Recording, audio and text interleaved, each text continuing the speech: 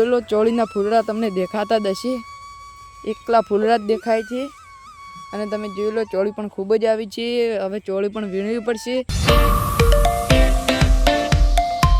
તો hello YouTube family, આજના નવા વ્લોગમાં તમારું હાર્દિક સ્વાગત છે. તો મિત્રો જે પણ મેમ્બરો લાઈક અને સબસ્ક્રાઈબ કરી દેજો.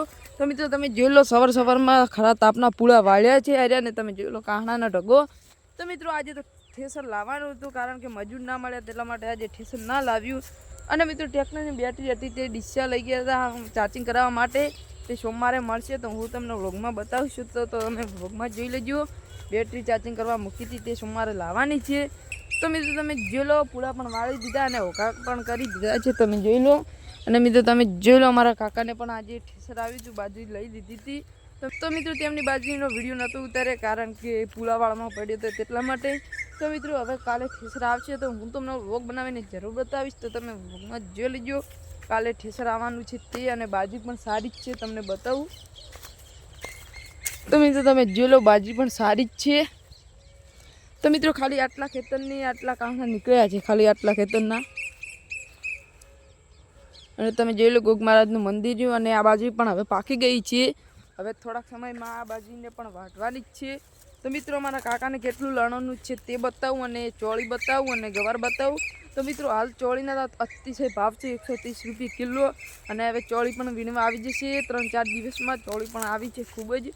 તમને ગાર બતાવું. ગાર તો હાલ માપે જ આવે છે, કારણ કે હવામાનના લીધે હાલ તેવું હતું. હવે હવામાન સુધરી ગયું છે અને 25 તારીખે ચોમાસું બેસે છે.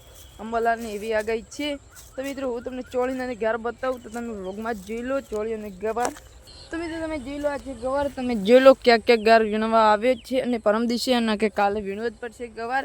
તો મિત્રો હાલ તો બાજરીના કામમાં પડ્યા છે. આજે તો ખરા તાપના પૂળા વાળ્યા હતા અને ઘા પણ કરી દીધા છે. અને તમે દેદર જોઈ લો કેવો થયો છે.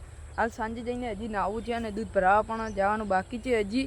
તો હું તમને બતાવું ચોળી, તમે વ્લોગમાં જ જોઈ લો. અને અમારા કાકાના પણ ખેતરમાંથી હવે લણીને હવે ઘરે આવી ગયા છે, અને લણી પણ ખાસી દીધું છે. હું તમને બતાવું વ્લોગમાં, તો તમે વ્લોગમાં જોઈ લેજો. તો મિત્રો તમે જોઈ લો ચોળીના ફૂલડા તમને દેખાતા જ હશે, એકલા ફૂલડા જ દેખાય છે. અને તમે જોઈ લો ચોળી પણ ખૂબ જ આવી છે. હવે ચોળી પણ વીણવી પડશે. જો ગવાર અને ચોળી આવી ગઈ તો મારું જ થશે. એક બાજુ બાજરીનું કામ ને એક બાજુ ગવારનું. તો મિત્રો તમે જોઈ લો ચોળી આટલી બધી આવી જ છે. અને મિત્રો સોમવારે જવાનું છે બેટરી લેવા માટે, તો હું તમને વ્લોગ બનાવીને જરૂર બતાવીશ, તો તમે વ્લોગમાં જોઈ લેજો. તો મિત્રો આજનો વ્લોગ તો બસ આટલો જ હતો, કારણ કે હજી નાહવાનું છે અને દૂધ ભરાવા જવાનું છે. તો મિત્રો મળીશું બીજા વ્લોગમાં. બધાને જય શ્રી કૃષ્ણ, જય માતાજી.